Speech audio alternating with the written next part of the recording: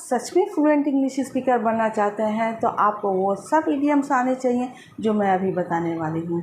Idiom के ज़रिए हम अपने थॉट्स को आसानी से एक्सप्रेस कर पाते हैं, या ये कहिए कि बड़ी बड़ी बातों को चंद लफ्ज़ों में कह पाते हैं, यानी कुछ ही शब्दों में हम कह पाते हैं। जैसे मैं कहूँ कि मुझे इतनी प्यास लगी थी कि मैं एक बोतल स्प्राइट का गट गट करके पी गई, या मुझे इतनी भूख लगी थी, मैं इतनी भूखी थी कि पूरा पिज़्ज़ा एक ही बार में चट कर गई। या कभी कभी ऐसा होता है कि हमारे इलेक्ट्रॉनिक गैजेट होते हैं, जैसे स्मार्टफ़ोन है, लैपटॉप है, या अदर कोई गैजेट होते हैं तो ख़राब हो जाते हैं, तो हम क्या करते हैं कि खुद ही उसे मरम्मत करने बैठ जाते हैं, रिपेयर करने बैठ जाते हैं। तो घर के कोई ना कोई मेंबर, फैमिली मेंबर या पेरेंट्स हो या सिबलिंग हो या कज़न हो, ये ज़रूर कह देते हैं कि ये तेरे बस की बात नहीं है, इसको सर्विस सेंटर पर दे आओ ठीक करने के लिए। तो इन सब चीज़ों के लिए हमें ज़रूरत पड़ती है ईडीएम की। वीडियो को एंड तक ज़रूर देखिएगा, और अगर आप लोगों को मेरा वीडियो पसंद आता है तो इसे लाइक शेयर ज़रूर कर देना, मेरे चैनल को सब्सक्राइब कर देना, साथ में बेल आइकन को भी प्रेस कर देना ताकि आप लोगों को नोटिफिकेशन मिलता रहे। तो let's get started. Hi everyone, welcome back to my channel Clear Concept. I am Raksha Khan, and in today's lesson I am going to teach you some important idioms which you need to know in order to communicate properly. Let's get started. Our first idiom is gulp down. सबसे पहला idiom जो है वो gulp down, जिसका मतलब होता है गट गट करके पी जाना, या टू ड्रिंक वेरी क्विकली, यानी हम बहुत प्यासे होते हैं तो पानी या कोल्ड ड्रिंक गट गट करके पी जाते हैं, वो होता है गल्प डाउन। मैं इतनी प्यासी थी कि मैं एक बड़ा गिलास का पानी गट गट करके पी गई। I was so thirsty that I gulp down a big glass of water at once. यानी मैं इतनी प्यासी थी कि एक बड़ा गिलास का पानी तुरंत पी गई। या यहाँ पर आप ऐसा कर सकते हो, बिग ग्लास ऑफ वाटर की जगह पर आप यहाँ पर लिख सकते हो अ bottle of Sprite, bottle of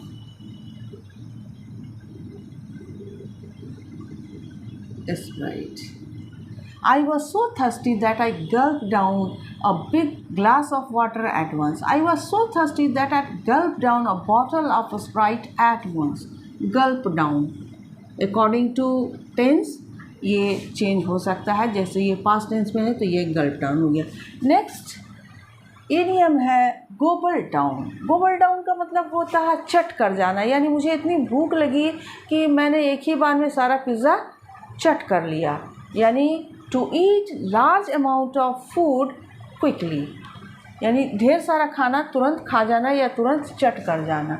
वो इतना भूखा था कि वो पूरा पिज़्ज़ा एक ही सिटिंग में खा गया, यानी एक ही बार में खा गया। He was so hungry that he gobble down an entire pizza in one sitting. Gobble down, चट कर गया यानी खा गया एक ही बार में।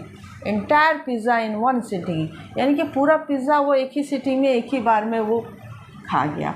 Next one is keep your eyes peeled. Keep your eyes peeled का मतलब होता है अपनी आंखें खुली रखना। मतलब ये वाली आंखें खुली नहीं रखना, यानी चौकन्ना रहना है, अलर्ट रहना है, या कह सकते हैं टू वॉच वेरी केयरफुली। जैसे आप शॉपिंग के लिए जाते हो तो हम लोग ये कहते हैं कि भाई वहाँ कुछ डिस्काउंट चल रहा होगा या स्पेशल ऑफ़र चल रहा होगा, तो उसके लिए ज़रा अपनी आंखें खुली रखना, यानी चौकन्ना रहना, अलर्ट रहना। Keep your eyes peeled. If you are going for shopping you have to keep your eyes peeled. Keep your eyes peeled for discount and special offer while shopping, यानी जब आप शॉपिंग कर रहे होते हो तो अपनी आंखें जो है वो खुली रखो डिस्काउंट के लिए या किसी स्पेशल ऑफ़र के लिए। स्पेशल ऑफ़र होता है ना शॉपिंग में, जैसे एक पर एक फ्री, कोई 2 ड्रेस आप ले रहे हो तो 2 ड्रेस पर 1 फ्री, या कोई भी चीज़ें आप ख़रीद रहे हो तो 1 पर 1 फ्री होता है।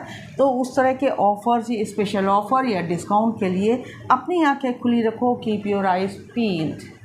Next one is to bump into someone. To bump into someone का मतलब होता है टू मीट anyone unexpectedly, मतलब कि किसी से भी अचानक से आपको मिलना, जिसकी आपको तवक्का नहीं थी, आपको उम्मीद नहीं थी, वो आदमी कोई पुराना दोस्त हो या अचानक से कोई मिलने वाला हो, अचानक से मिल जाना, उसको कहते हैं to bump into someone.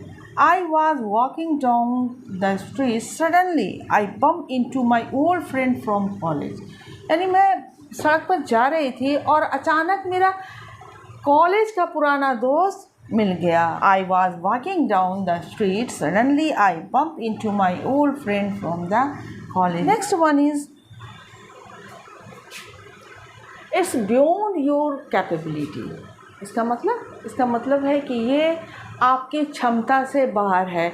जैसे मैंने एक एग्जांपल दिया था कि हम लोग इलेक्ट्रॉनिक गैजेट क्या करते हैं, खुद से बनाने लगते हैं. बहुत बार, कई बार ऐसा करते हैं कि मोबाइल खुद से थोड़ा ठीक करने लगते हैं.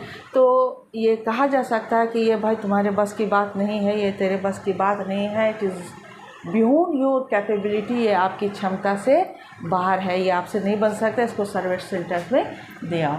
To repair laptop is beyond your capability. Go to the service center and get it repaired. To repair laptop को मरम्मत करना इज़ बियॉन्ड योर कैपेबिलिटी, आपकी क्षमता से बाहर है, यानी आपके बस से बाहर है. Go to the service centre जाओ और उसे रिपेयर करा दो and get it repair. To repair laptop is beyond your capability. Go to the service centre and get it repair. Next one is highest priority. Highest priority का मतलब क्या होता है, यानी कि पहला और सबसे ज़रूरी, फर्स्ट एंड फॉरमोस्ट, सबसे ज़रूरी हमारे लिए क्या है? सबसे ज़रूरी हमारे लिए है हमारा हेल्थ.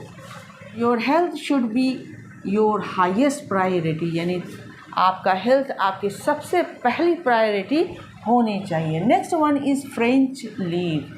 फ्रेंच लीव कहते हैं उसको जब हम बिना इन्फॉर्मेशन दिए छुट्टी पर चले जाते हैं, यानी अपने काम से छुट्टी पर चले जाते हैं, उसे कहते हैं French leave. Absence without information, बिना इन्फॉर्मेशन दिए एब्सेंट हो जाते हैं हम लोग. Don't take a French leave from the work. काम से बगैर इन्फॉर्मेशन के छुट्टी मत लो. Clear.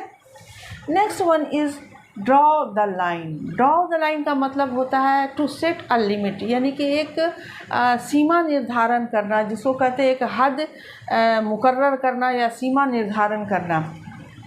It's okay to have fun but we need to draw the lines when it starts affecting our studies.